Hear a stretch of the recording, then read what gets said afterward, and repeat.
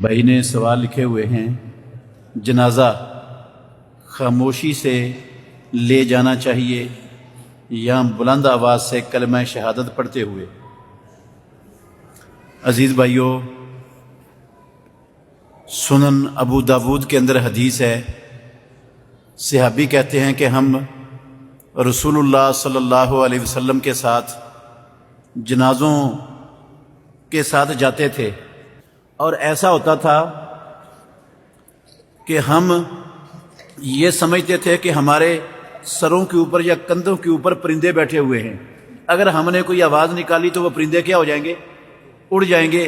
اس قدر خاموشی سے محمد الرسول اللہ صلی اللہ علیہ وسلم کے دور میں جنازے اٹھا کے قبرستان کی طرف لے جائے جاتے تھے۔ یہ جو کلمہ شہادت کا نعرہ لگاتے ہیں لوگ، کندھا دیتے ہوئے، چارپائی کو اٹھاتے ہوئے، یہ طریقہ نہ تو اللہ نے قرآن میں نازل کیا ہے، نہ مدینے والے امام محمد الرسول اللہ صلی اللہ علیہ وسلم نے سکھایا ہے، نہ پیارے پیغمبر کی زندگی میں ایسا ہوا ہے، نہ خلفائے راشدین میں سے کسی خلیفہ راشد کی زندگی میں ایسا ہوا ہے، نہ صحابہ میں سے کسی ایک صحابی سے ثابت ہے۔ اور میں اللہ کے گھر میں بیٹھا ہوں، علی وجہ البصیرت، اور ذمہ داری سے کہہ رہا ہوں، امام ابو حنیفہ، امام مالک، امام شافعی، امام احمد بن حنبل رحمۃ اللہ علیہم، ان چاروں اماموں کی فقہ میں بھی اس کندھا دیتے وقت، میت کو اٹھاتے وقت کلمہ شہادت کا تصور بھی نہیں۔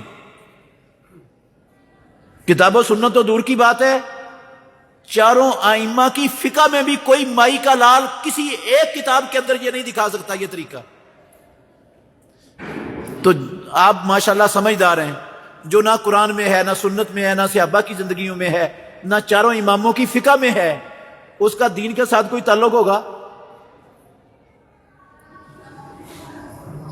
یار کم از کم قرآن و حدیث نہ سے تو فقہ میں ہی ہوتا، کہیں کوئی سمجھ آتی۔ لیکن یہ خالصتاً بدعت ہے جو شروع کر لی ہے ہمارے مسلمانوں نے، اور یہ دن بدن بڑھتی ہی جا رہی ہے، بڑھتی ہی جا رہی ہے۔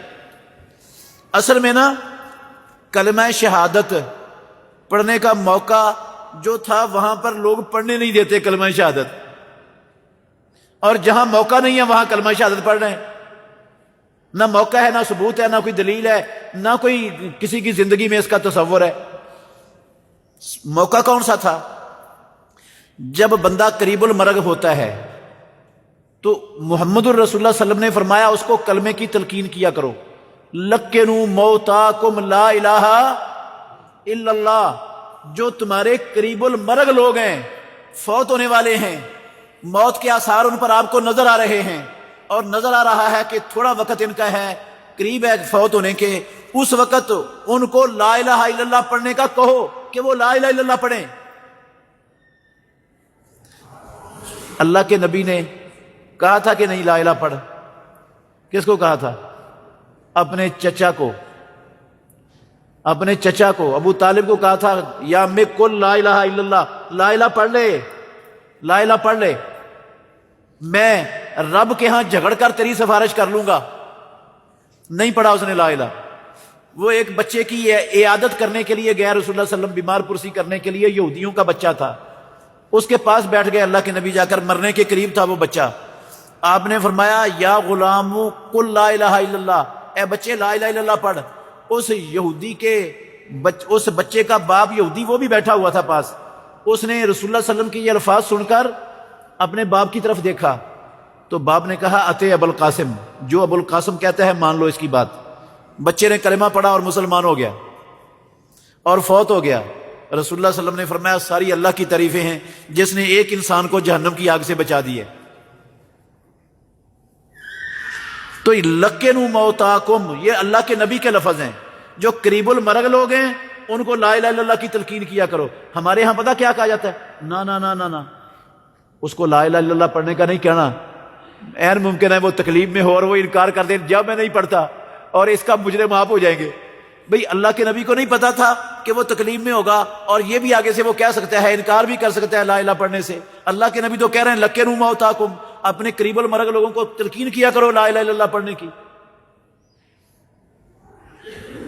تو ادھر کوئی نہیں پڑھتا، ادھر منع کرتے ہیں، اور جدھر ہے ہی نہیں ادھر کلمہ شہادت، وہ صرف کلمہ شہادت کا نعرہ لگاتے ہیں، پورا کلمہ پڑھتا، پورا کلمہ کوئی بھی نہیں پڑھتے، اور یہ پڑھنے کا موقع بھی نہیں ہے۔ جنازے کی رفتار کتنی ہونی چاہیے؟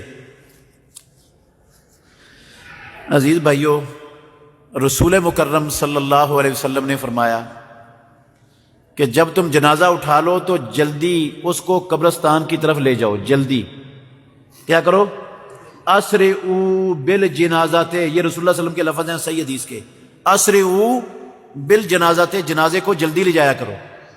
اگر تو وہ نیک بندہ ہے جس کی میت کو تم نے اٹھایا ہوا ہے تو جلدی لے جانے کا فائدہ یہ ہے کہ وہ اللہ کی رضوان اور رحمتوں اور برکتوں اور جنتوں کی ہوا کی طرف وہ جلدی پہنچے گا، اور یہ دنیا کی ساری پریشانیوں سے اس کی جان چھوٹ گئی ہے، ساری دنیا کی علائشیں ختم ہو گئی ہیں، اب اس کو کہاں پہنچاؤ گے؟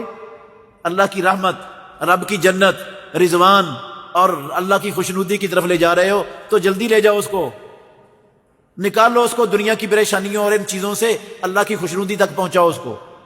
اور اگر وہ بد ہے، بے ایمان ہے، بے دین ہے، تو پیارے پیغمبر نے فرمایا فَشَرٌ تَضَعُونَهُ عَنْ رِقَابِكُمْ، ایک خام خواہ کا بوجھ تم نے اپنے اوپر اٹھایا ہوا ہے، جلدی جلدی اتارو جا کے بوجھ کو، چھتی اتر جائے تمہارے کندھوں سے بوجھ، یہ مصیبت سے تمہاری جان چھوٹے۔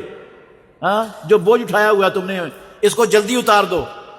اگر گندا ہے تو بوجھ اتارو گے، اگر اچھا ہے تو اس کو رب کی جنتوں اور رب کی رحمتوں کی طرف کیا کرو گے؟ بھیجو گے۔ اس لیے جلدی جنازے کو، یہ جو ہوتا ہے نا، اوے آستہ چلو بھی آستہ، پیچھے ہر کوئی جنازوں میں، اور یہ دفن کے وقت جتنے لوگ ہوتے ہیں نا سارے ہی مفتی بنے ہوتے ہیں، ایک سے بڑھ کر ایک مفتی، ایسے مفتی دنیا نے کبھی دیکھے نہیں ہیں جیسے وہ مفتی بنے ہوتے ہیں۔ جتنے منہ، جتنی زبانیں، اتنے ہی مفتی، ہر بندے کی زبان کینچی کی طرح چل رہی ہوتی ہے، کوئی کہتا ہے یہ کرو، کوئی کہتا ہے یہ کرو، کوئی کہتا ہے یہ کرو، پتہ کک کا نہیں ہوتا، اور ہر بندہ فتویٰ دینے کے لیے بیٹھا ہوتا ہے وہاں پر، تماشا لگایا ہوتا ہے، تماشا لگایا ہوتا ہے۔ دیکھا کبھی آپ نے؟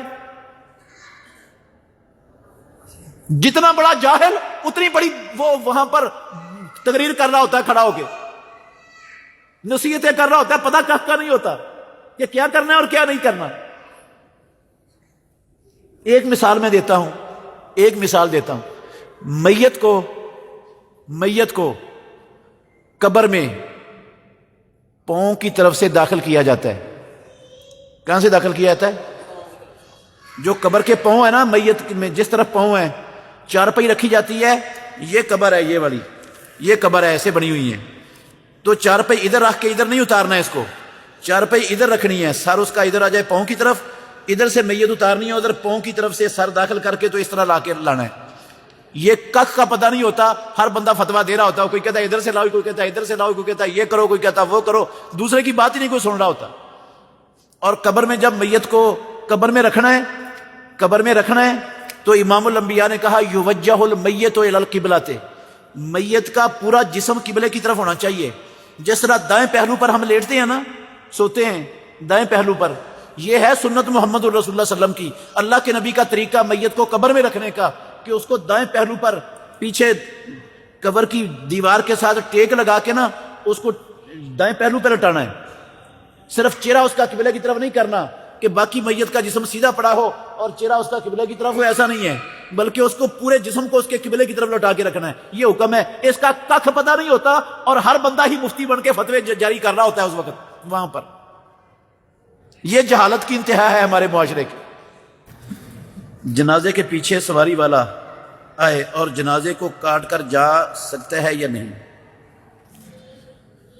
بھئی جو پیدل چل رہا ہے نا جنازے کے ساتھ جا رہا ہے، جنازہ پڑھنا ہے اس نے، یا قبر تک لے کے جانا میت کو جنازے کے ساتھ ہے، پیدل چلنے والا وہ پیچھے بھی چل سکتا ہے، دائیں بھی چل سکتا ہے، جنازے کے بائیں بھی چل سکتا ہے، آگے بھی چل سکتا ہے۔ اور جو سوار ہے جنازے کے ساتھ، جو سوار ہے، جو جنازہ پڑھنے جا رہا ہے، وہ سواری والا پیچھے پیچھے رہے گا، وہ نہ دائیں نہ بائیں نہ آگے میت کے چل نہیں سکتا، اس کو اللہ کے نبی نے پیچھے رہنے کا حکم دیا ہے۔ اور جو جنازے کے ساتھ نہیں ہے، جنازہ آپ سڑک پر لے جا رہے ہیں، سڑک پر لوگ جو ہے نا مسافر، ان کی بسیں، ان کی کاریں، ان کی گاڑیاں سفر کر رہی ہیں، تو وہ بھی پیچھے پیچھے جائیں گے جب تک قبرستان نہیں آئے گا۔ یہ حکم ان کے لیے نہیں ہے، یہ حکم ان کے لیے نہیں ہے، وہ ایک سائڈ سے اپنی گاڑیاں گزار کے جا سکتے ہیں، ان کے لیے کوئی رکاوٹ نہیں ہے۔ یہ جو پیچھے پیچھے چلنا ہے یہ ان لوگوں کے لیے ہے جو جنازے پر ہیں اور سواری پر سوار ہیں، موٹر سائیکل پر ہیں یا گاڑی پر ہیں، وہ نہ جنازے کے دائیں طرف چلیں گے، نہ بائیں طرف چلیں گے، نہ آگے چلیں گے، وہ جنازے کے پیچھے چلیں گے، اور جو پیدل ہیں وہ چاروں طرف جہاں مرضی چاہیں چل سکتے ہیں۔ یہ سنت ہے جنازے پر چلنے والوں کے لیے۔ بہترین صدقہ جاریہ حاصل کرنے کے لیے اس ویڈیو کو لائک، کمنٹ اور شیئر کرنا مت بھولیں۔